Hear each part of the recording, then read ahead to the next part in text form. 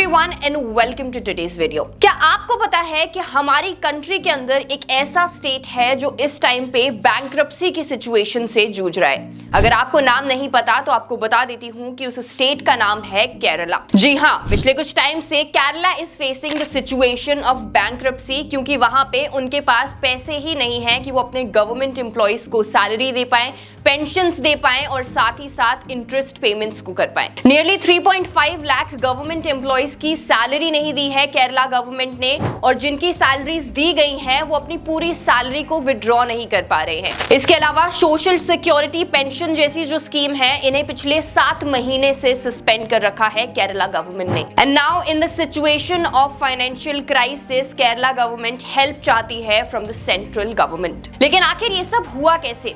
कैसे केरला की गवर्नमेंट इतने बड़े फाइनेंशियल क्राइसिस में फंस गई कि अब उनकी बैंक्रप्सी की सिचुएशन आ चुकी है। अब उनकी ये सिचुएशन आ चुकी है कि उन्हें सेंट्रल गवर्नमेंट के सामने हाथ फैलाने पड़ रहे हैं। एज एन इंडियन सिटीजन आपको पता होना चाहिए कि आपकी कंट्री के अंदर एक स्टेट में ऐसा क्या हो रहा है कि वो इस फाइनेंशियल सिचुएशन से गुजर रहा है, क्योंकि आपका भी स्टेट कभी इस तरीके की फाइनेंशियल सिचुएशन में आ सकता है। तो अगर आप इंटरेस्टेड है केरला की इस बैंक्रप्सी सिचुएशन को डिकोड करने में, तो इस वीडियो को एंडिंग तक जरूर देखिएगा। और अगर आपने अभी तक हमारे चैनल को सब्सक्राइब नहीं किया है तो हमारे चैनल को सब्सक्राइब कर लीजिए ऐसी और वीडियोस के लिए। साथ ही साथ बेल आइकन को भी प्रेस कर दीजिए ताकि इस तरीके की कोई भी वीडियो आप बिल्कुल भी मिस ना करें। और अगर आप इन्वेस्टमेंट करना चाहते हैं लेकिन आपके पास डीमैट अकाउंट नहीं है, तो डिस्क्रिप्शन में हमने मेजर ब्रोकर्स की लिंक दे दी है, वहां से जाके फ्री में आप अपना डीमैट अकाउंट ओपन करवा सकते हैं। चलिए अब जल्दी से वीडियो में आगे बढ़ते हैं और डिकोड करते हैं इस फाइनेंशियल क्राइसिस सिचुएशन को which is prevailing in Kerala.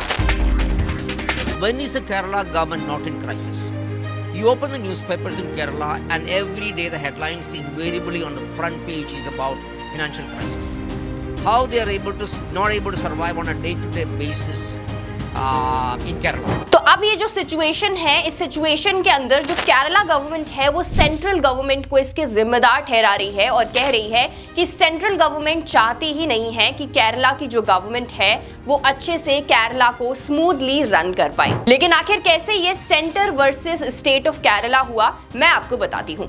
इस सिचुएशन को समझने के लिए हमें एक कॉन्सेप्ट को समझने की जरूरत पड़ेगी जिसका नाम है नेट बोरोइंग सीलिंग यानी कि एनबीसी। अब आप सोच रहे होंगे कि ये एनबीसी क्या होता है। एनबीसी एक लिमिट होती है बोरोइंग्स की बाय द स्टेट, जो वो बोरो कर सकते हैं सेंटर से, which is decided by the finance commission. ये फाइनेंस कमीशन द्वारा डिसाइड किया जाता है कि कितनी बोरोइंग्स कर सकते हैं जो स्टेट हैं वो सेंटर से। अब अगर बात करें यहाँ पे केरला की, तो इस फाइनेंशियल ईयर के लिए केरला की जो सेट करी गई थी ये borrowing limit by the 15th finance commission, that was 3% of the Kerala's GDP. For example, अगर जो महाराष्ट्र है उसकी जीडीपी 1 ट्रिलियन है, तो वो कितनी बोरोइंग्स कर सकते हैं? They can borrow 3% of 1 trillion which will be 30 billion. लेकिन अब आपके दिमाग में ये सवाल आ रहा होगा कि आखिर सेंटर क्यों अलाउ नहीं कर रही है केरला को और बोरो करने के लिए। टू अंडरस्टैंड दिस, पहले ये देख लेते हैं कि एक्चुअली अभी तक केरला गवर्नमेंट ने कितनी लिमिट रीच करी है और कितने पैसे वो बोरो कर चुके हैं फ्रॉम द सेंटर। तो जो नेट बोरोइंग सीलिंग थी केरला की of the financial year 2023 to 2024, ये थी 32,442 करोड़। लेकिन केरला ने क्या किया? Kerala borrowed 3,140 crore extra from the government. तो यहाँ पे सेंट्रल गवर्नमेंट ने क्या किया? सेंट्रल गवर्नमेंट ने ये अवेलेबल बोरोइंग जो थी केरला के लिए, इसे कट कर दिया। मतलब केरला जिसकी जो लिमिट थी ये 32,442 करोड़ थी, इसमें से सेंटर ने 3,140 करोड़ को कट कर दिया। मतलब उनकी जो अवेलेबल बोरोइंग्स लिमिट हो गई ये थी 29,301 करोड़। अब यहाँ पे सेंटर ने इन बोरोइंग्स को केरला के लिए कट इसलिए कर दिया क्योंकि एक रूल होता है जिसके अंडर आप अपनी बोरोइंग्स का 75% बोरो कर सकते हो इन द फर्स्ट 9 मंथ्स। लेकिन केरला ने क्या किया? यहाँ पे केरला ने अपनी उस लिमिट को 6 महीने के अंदर ही पूरा कर लिया। उन्होंने 6 महीने के अंदर ही 75% ऑफ देयर टोटल बोरोइंग्स को पूरा कर लिया, जिसकी वजह से आने वाले महीनों के लिए उनको और भी ज्यादा बोरोइंग्स की जरूरत पड़ी। लेकिन यहाँ पे क्वेश्चन ये आता है कि आखिर केरला इस तरीके के डेट ट्रैप में फंसा कैसे? रीजन काफी ज्यादा सिंपल और साफ है, उन्होंने गलत जगह पे स्पेंडिंग करी हुई है। आइए आपको बताती हूँ कि क्या रीजंस हैं जिसकी वजह से केरला आज इस तरीके की डेट ट्रैप सिचुएशन में है। तो पहला यहाँ पे जो रीजन है ये है capital outlay percentage of the net expenditure. अब capital outlay percentage of the net expenditure क्या होता है? ये होता है कि कितना टोटल एक्सपेंडिचर का आप इंफ्रास्ट्रक्चर को बनाने में खर्च करते हैं। लेकिन आखिर हम इसको एक रीजन क्यों मान रहे हैं? क्योंकि जब आप 100 रुपीज इन्वेस्ट करते हैं कैपिटल आउटले के ऊपर, तो वो आने वाले टाइम में आपको 250 रुपए का रिटर्न बनाकर देता है। अगर हम बात करें इंडिया के अंदर कुछ मेजर स्टेट्स की जिनकी कितनी कैपिटल आउटले है, तो आइए देखते हैं। महाराष्ट्र की जो कैपिटल आउटले है ये है 13.40%, तमिलनाडु 12.14% और केरला को अगर हम देखें ओनली 8.20%। तो यहां से हमें पता चलता है कि अपने टोटल एक्सपेंडिचर में से जो कैपिटल आउटले यानी कि जो इंफ्रास्ट्रक्चर को बनाने में खर्चा कर रहे हैं वो केरला गवर्नमेंट काफी कम कर रही है in comparison with the other states. चलिए बात करते हैं दूसरे रीजन के बारे में। ये है committed expenditure percentage of the revenue receipts. अब ये कमिटेड एक्सपेंडिचर क्या होता है? कमिटेड एक्सपेंडिचर ऐसा एक्सपेंडिचर होता है जिसे अवॉइड नहीं किया जा सकता। मतलब ऐसे खर्चे गवर्नमेंट के जिन्हें उन्हें करना ही पड़ता है, उन्हें गवर्नमेंट किसी भी सिनेरियो के अंदर अवॉइड नहीं कर सकती। फॉर एग्जांपल आप अपना ले लीजिए, आपके कुछ खर्चे ऐसे होते हैं जो आप बिल्कुल भी अवॉइड नहीं कर सकते। अगर आपको रेंट देना है तो उसमें पैसा खर्च होगा, अगर आपको ग्रोसरीज खरीदनी है तो उसमें भी पैसा खर्च होगा। These are unavoidable expenses, these are committed expenditures. अब किसी भी गवर्नमेंट का जब कमिटेड एक्सपेंडिचर ज्यादा होता है तो इस केस में गवर्नमेंट के पास जो लायबिलिटी होती हैं ये ज्यादा हो जाती हैं। किस तरीके की लायबिलिटी? जैसे कि उन्हें गवर्नमेंट एम्प्लॉइज की सैलरीज देनी पड़ती हैं, पेंशन्स देनी पड़ती हैं और इंटरेस्ट पेमेंट्स करने होते हैं लोन के ऊपर। ये खर्चे जितने ज्यादा होंगे किसी भी गवर्नमेंट के, उतना ज्यादा उनका जो रेवेन्यू रिसीट होता है वो कम होता है। अब यहाँ पे भी अगर हम कुछ स्टेट्स के कमिटेड एक्सपेंडिचर परसेंटेज के बारे में देखें तो आइए देखते हैं। तमिलनाडु का यहाँ पे जो कमिटेड एक्सपेंडिचर है ये है 64%, Maharashtra 56%, Gujarat 46% and Kerala as high as 70%। तो इससे भी हमें पता चलता है कि जो केरला है उसका जो कमिटेड एक्सपेंडिचर है ये काफी ज्यादा है in comparison with the other state. और मैं आपको ये भी बता दूं कि FY21 के अंदर ये एवरेज कमिटेड एक्सपेंस जो है ये अदर स्टेट्स का जो था ये था सिर्फ 54%, बट अगर हम केरला की बात करें it was as high as 82%। अब आप इसको अपने एग्जाम्पल से समझिए। अगर आपको 1 लाख रुपए सैलरी मिलती है और आप 1,50,000 रुपए का खर्चा करते हैं तो इस केस में आप बैंक्रप्सी की तरफ नहीं जाएंगे तो आखिर क्या होगा? अब बढ़ते हैं एक और रीजन की तरफ जो कि काफी बड़ा रीजन नजर आ रहा है केरला की इस सिचुएशन के पीछे।